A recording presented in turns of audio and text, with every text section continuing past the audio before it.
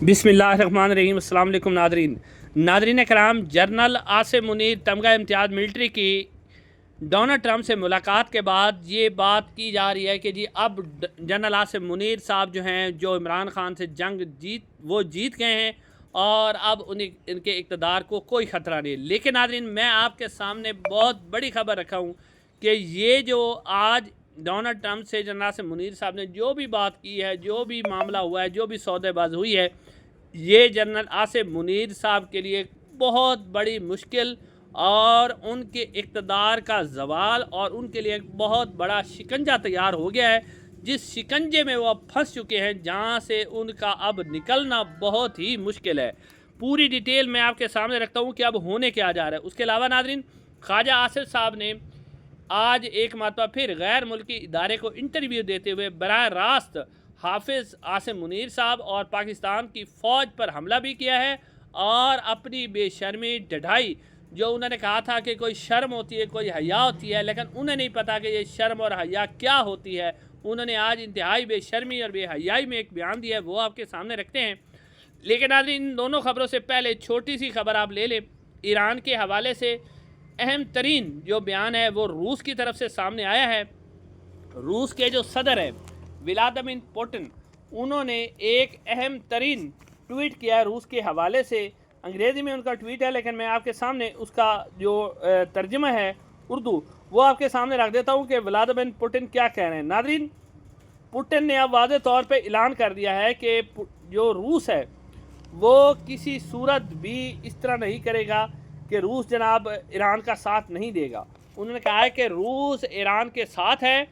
और अगर अमेरिका जो है किसी किस्म की ईरान के अंदर मुदाखलत करेगा तो फिर रूस भी मुदाखलत करेगा। और उन्होंने कहा है कि रूस के जो साइंसदान हैं वो मुकम्मल तौर पर ईरान के साथ मिलकर काम करते रहेंगे। यानी अब ये जो रूस ने बात की है, इसका मतलब है कि रूस जो है ईरान को अब एटमी प्रोग्राम, वैसे जो ईरान एटम बम बना चुका है, लेकिन अब वो मुकम्मल तौर पर रूस कह रहा है कि अगर अमेरिका ने इसके अंदर मुदाखलत की तो हम फ़ौरन ही रूस के साथ मिलकर हमारे कहता है हमारे साइंसदान काम भी कर रहे हैं और फिर हम काम करके ईरान को जल्द ही एटमी ताकत बना देंगे। ये बहुत बड़ा ऐलान है। और दूसरी खबर जो है वो इसराइल से है कि बहुत सारे इसराइली जो कि अपने आप को बड़ा बहादुर और दिलेर समझते थे, आज खबरें सामने आ रही हैं कि बहुत सारे इसराइली, क्योंकि जो ईरान ने उनके ऊपर तबाही की है ना, उस तबाही के बाद बहुत सारे इसराइली डर और खौफ के अंदर मुब्तला हैं और उन्होंने अब एयरपोर्ट के ऊपर रश है, तल अबीब से वो निकलते हुए नज़र आ रहे हैं, क्योंकि तबाही और बर्बादी के असरात जो तल अबीब और हाइफा शहर के अंदर नज़र आ रहे हैं।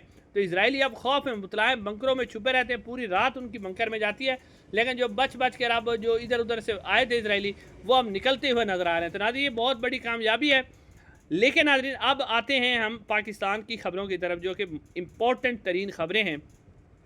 नाज़रीन, आपको याद होगा कि जनरल आसिम मुनीर साहब की जो मुलाकात हुई थी डोनाल्ड ट्रंप से, उसके बाद आपने देखा कि किस तरह ख्वाजा आसिफ हो गए, नून लीग के साफ़ी एंड इस्टेब्लिशमेंट के जो साफ़ी है गरीदा फ़रूकी साहबा और भी बहुत से लोग मैदान में आए कि जनरल आसिम मुनीर साहब जनाब बहुत बड़े कामयाब हो गए हैं और जनरल आसिम मुनीर साहब अब तो ऐसा हो गया है कि जी कोई मसला ही नहीं है, किसी किस्म की प्रॉब्लम नहीं है, अब तो उनका इक़्तिदार जो है वो रहेगा। नाज़रीन, इसमें कोई शक नहीं है कि जनरल आसिम मुनीर साहब की इस मुलाकात से ये हुआ है कि कम अज़ कम अब उन्हें अमेरिका की इंडोर्समेंट मिल गई है कि आप ही हमारे हुक्मरान हैं, आप ही क्योंकि पाकिस्तान की जो इस्टेब्लिशमेंट है वो अमेरिका को ना नहीं कर सकती, अमेरिका की मर्ज़ी के बगैर नहीं चल सकती। अब अमेरिका की तरफ से इंडोर्समेंट मिल गई है तो अब वो जो मर्ज़ी करेंगे, पीटीआई के साथ करें, किसी के साथ जो मर्ज़ी करें, अदालतों को वैसे उन्होंने कंट्रोल किया, जो मर्ज़ी आईन और कानून की खिलाफ वर्जी करे, अब उनसे कोई नहीं पूछा जाएगा। ये उनको एडवांटेज है। लेकिन अब वो बुरी तरह किस तरह फंसे हैं वो मैं डिटेल आपके सामने रखता हूँ। नाज़रीन कराम,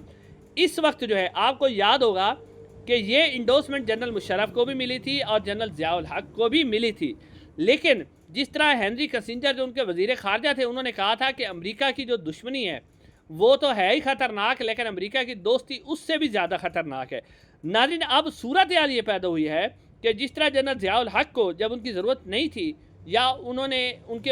हुक्म मानने से इनकार किया था, तो उसके बाद उनकी हुकूमत ख़त्म हो गई। अब जो हमारे इस्टेब्लिशमेंट है इस वक्त के, हमारे जो आर्मी चीफ हैं, इनके ऊपर अमेरिका ने एक बाकायदा तौर पर तलवार लटका दी है। अब नाज़रीन, जो अंदर से खबरें निकल के सामने आ रही हैं वो यही है कि जिस तरह डोनाल्ड ट्रंप ने भी कहा था कि आसिम मुनीर साहब मेरे साथ ईरान के मामले पर इत्फाक करते हैं, तो अब सूरत हाल ये है कि ईरान को डायरेक्टली जो है पाकिस्तान अड्डे देना उसके लिए बहुत मुश्किल है, क्योंकि इमरान खान ने जो एब्सोल्युटली नॉट कहा था, इस वक्त पूरी आवाम उसके पीछे लग चुकी है। तो अड्डे देना इंतहाई मुश्किल काम है। अड्डे दिए गए तो बहुत बड़ा रिस्पॉन्स आएगा पाकिस्तानी आवाम की तरफ से।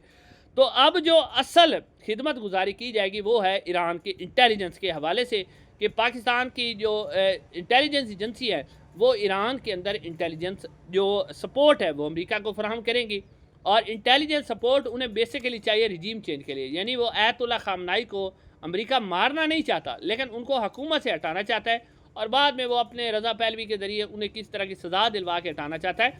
अब रिजीम चेंज के अंदर पाकिस्तान की जो मिलिट्री इस्टेब्लिशमेंट है उसका जो है उनको ज़रूर उसके अंदर उनकी मदद चाहिए, और इसके ऊपर लगता है कि हमारे फील्ड मार्शल साहब ने इत्तेफाक भी किया कि हम आपको मिलिट्री इंटेलिजेंस देंगे। अब नाज़रीन, ये जो इंटेलिजेंस देंगे ना, इसका अब नुकसान क्या होगा?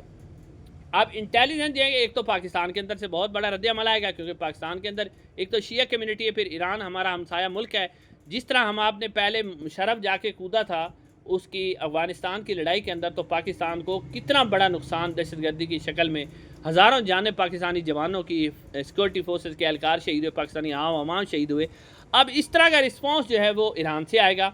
और फिर इसके बाद ये जो एक फ़ैसला होगा, बहुत बड़ा फ़ैसला होगा, जो कि पाकिस्तान के लिए हमेशा के लिए पाकिस्तान के लिए सिक्योरिटी रिस्क बन जाएगा, और पाकिस्तान के ऊपर एक बहुत बड़ी तलवार लटक जाएगी। उसकी वजह नाज़रीन कराम ये है कि अगर पाकिस्तान इंटेलिजेंस फराहम करता है, और इंटेलिजेंस के नतीजे में ईरान के अंदर एक तो खाना जंगी होगी, फिर खाना जंगी को असला भी फराहम करना पड़ेगा, लेकिन उसके साथ साथ जब ये हुकूमत तब्दील हो जाएगी, तो हुकूमत जो तब्दील होगी तो उसके बाद जो हुकूमत बैठेगी वो आपको पता है कि प्रो अमेरिका और प्रो इज़राइल हुकूमत होगी। अब जब प्रो इज़राइल और प्रो अमेरिका हुकूमत होगी, तो फिर आपको पता ही है कि फिर इज़राइल का बार्डर ऐसे समझो, वो आप ये नहीं समझेंगे कि इज़राइल का बार्डर फिर दूर है। इज़राइल का बार्डर फिर पाकिस्तान के साथ मिलेगा, ईरान, क्योंकि ईरान के अंदर इज़राइल की हुकूमत होगी, इज़राइल की प्रो हुकूमत होगी, और वही सारा कुछ चलाएगी। जब वही सब कुछ चलाएगी तो फिर पाकिस्तान के ऊपर मज़ीद प्रेशर आएगा, पाकिस्तान को नए से नए हुक्म दिए जाएंगे, डू मोर का हुक्म दिया जाएगा। और पाकिस्तान के ये जो फील्ड मार्शल साहब है, अभी तो चलो उन्होंने अपना इक़्तिदार बचा लिया, और उन्होंने क्या लिया कि मैं इमरान खान को अंदर रखूँगा, और बड़े खुश भी हैं वो। लेकिन जब इज़राइल यहाँ के बैठ जाएगा और पाकिस्तान से मज़ीद डू मोर का मुतालबा किया जाएगा, और इज़राइल पाकिस्तान के एटमी प्रोग्राम के ऊपर भी हमला करेगा, तो उस वक्त ये होगा कि हमारे जो फील्ड मार्शल साहब है रेजिस्टेंस करेंगे, लेकिन उस वक्त अब अमेरिका उस वक्त इनको ब्लैकमेल करेगा, अभी भी इनको ब्लैकमेल करेगा कि अगर आप हमारी बात अब नहीं मानेंगे, यानी ये जो अमेरिका ने सपोर्ट दिया इसके ऊपर पीछे अमेरिका की ब्लैकमेलिंग भी है कि अगर आप हमारी बात नहीं मानेंगे तो हम आपकी हुकूमत को ख़त्म कर देंगे, जिस तरह जनरल ज़िया-उल-हक के साथ हुआ। तो अब फील्ड मार्शल साहब मुकम्मल तौर पर फंस चुके हैं, उनको समझ नहीं आ रही कि मैं क्या करूँ। अब देखते हैं कि आगे क्या रद्द-ए-अमल निकलता है। दूसरी तरफ नाज़रीन, ख्वाजा आसिफ साहब इंतहाई बेशर्मी और ढिठाई के साथ उन्होंने नाज़रीन गैर मुल्की टीवी को इंटरव्यू देते हुए कहा है कि जब उस गैर मुल्की जो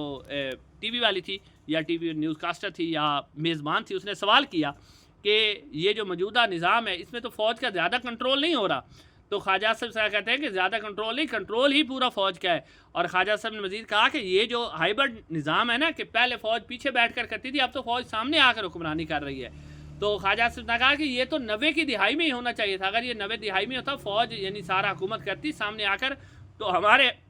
हमारे मुल्क के हालात ठीक होते। नाज़रीन, अब ख्वाजा आसिफ साहब असल में कहना चाह रहे हैं कि 90 की दिहाई में फ़ौज जो है वो सबको ख़त्म कर देती और नून लीग को हुकूमत दे देती, बस हम बैठे रहते और हमें इलेक्शन से भी जीतने की ज़रूरत नहीं होती। जैसे अब ख्वाजा साहब बन गए इस तरह अब भी बन जाते, तो बस ये हम अपना निज़ाम चलाते रहते, हम खाते रहते, हम पीते रहते, हम प्रोटोकॉल इंजॉय करते रहते, तो बस फ़ौज ही सारा काम करती रहती। तो ये है नाज़रीन अब ख्वाजा आसिफ साहब की सोच। ये वो आदमी है जो कि बड़ा जुगतबाज भी है और बड़ी बातें करता है, और मुस्लिम लीग नून भी बड़ी आइन और कानून की बातें करती है, जमहूरियत की बातें करती है। यानी ये बात करते हुए इसे शर्म ही नहीं आई। जिस तरह जनरल आसिम मुनीर साहब ने वैसे ही मुलाकात की थी डोनाल्ड ट्रंप को, इनको तो वैसे ही शर्म से डूब मरना चाहिए था, लेकिन बजाय इसके कि डूब मरने के, शर्म आने के, और ख्वाजा आसिफ साहब के लिए लगता यही है कि शर्म इनके लिए कोई चीज़ नहीं है। तो अब ये उल्टा कह रहे हैं कि जी उनके फ़ज़ाइल बयान कर रहे हैं कि जी आर्मी जो कुछ कर रही है वो ठीक कर रही है। उधर से आर्मी चीफ कह रहे हैं कि अगर कुत्ता भी कोई वज़ीर आज़म हो तो कोई मसला नहीं है, यानी वो शहबाज शरीफ साहब को दिल्ली से कुत्ता कह रहे हैं। और यहाँ बैठे हुए जो हमारे हुकूमत नून लीग के बैठे ऐसे बेशर्म हैं कि बजाय इसके कि कुत्ता कहने पर उन्हें शर्म आती और शर्म से कहीं डूब मरते और इस्तीफ़ा दे के भाग जाते, वो ख्वाजा आसिफ साहब बैठे हुए कह रहे हैं कि ये तो जी जनाब बहुत ही अच्छा सिस्टम है, क्योंकि ख्वाजा साहब को पता है मैंने तो इलेक्शन जीतना नहीं, फ़ौज मुझे जितवा देगी। इंशाल्लाह अगली वीडियो मुलाकात होगी। अस्सलाम वालेकुम।